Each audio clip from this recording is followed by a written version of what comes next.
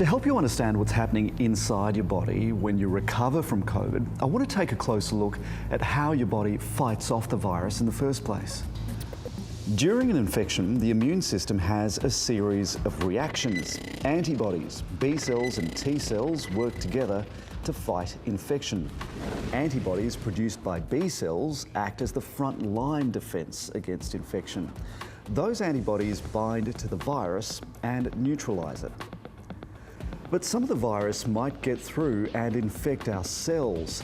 When that happens, T cells destroy those infected by the virus. If the virus comes again within a short space of time, your line of defense is actually already wide awake. So the B cells and T cells will do their thing and shut the infection down quick smart. But after the threat of the virus has passed, B and T cells start to die off and antibody levels in the body decline. So the antibody are produced, probably they peak around 4 weeks post a natural infection, and they'll be at the highest then. And in most people, they will go down and then they stabilize.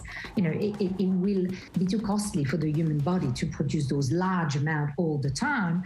But the body has another trick. While it was being infected the first time, your body was learning about the enemy. In doing so, it created something called memory T cells and memory B cells. The memory cell lives in the body long after the virus is gone. When the virus appears again, they quickly start to multiply into a large number of T and B cells that attack the virus with a rapid response. And that's why you don't get sick or as sick the second time around.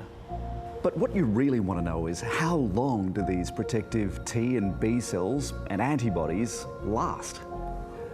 A study from the University of Sydney found that antibody responses were sustained for up to 7 months. But that duration can vary wildly from person to person. So some people produce large amounts of what we call neutralizing antibodies, but some people, the levels of those antibodies will not be very high.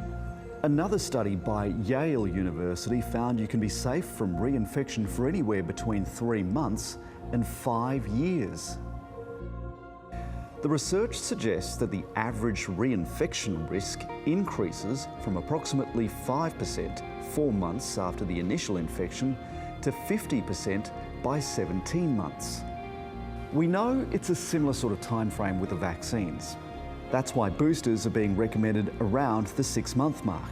The booster would be to trying to reinforce and re-increase the levels of antibodies in the periphery. So if you've had COVID, should you expect an easier time the second time around? Well, as with everything COVID, it's not so simple. And one of the big issues is variants. That's because their mutations are like disguises, sneaking by our defense systems before the invader can be identified. The antibody response that you generate is specialized against the variant that individuals are encountering during infection. Where a previous infection usually protected against the Delta variant, Omicron is a different enemy.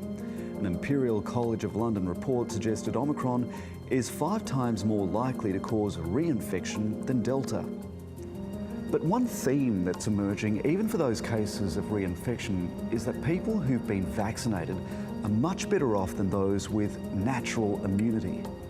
A study in the US found that not only are people who were unvaccinated more than twice as likely to be reinfected compared to those who were vaccinated, they're also 5 times more likely to be hospitalized for the second bout. So natural infection, if individuals have not been exposed to high levels, if they might not have enough of those antibodies to really prevent an infection, a reinfection. It's really impossible to say how future variants will act, but while Omicron is with us, you might have a grace period, but eventually your chances of reinfection are high.